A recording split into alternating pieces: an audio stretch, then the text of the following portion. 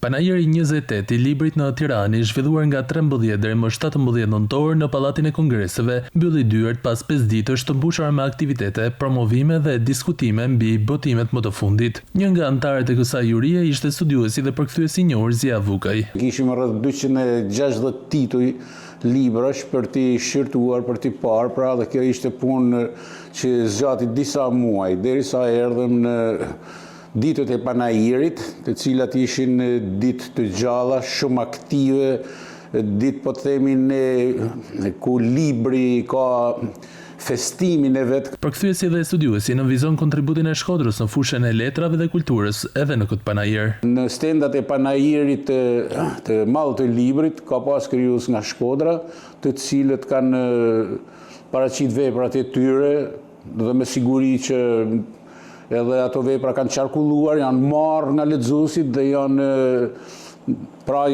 parë me admirim. Vukaj flet edhe për veprat fituese, duke theksuar se juria është përqendruar tek cilësia, origjinaliteti dhe ndikimi kulturor i secilit botim. Autori i vitit ishte Artan Fuga, akademiku, profesori pra i njohur akademiku i vërtet i madh Artan Fuga.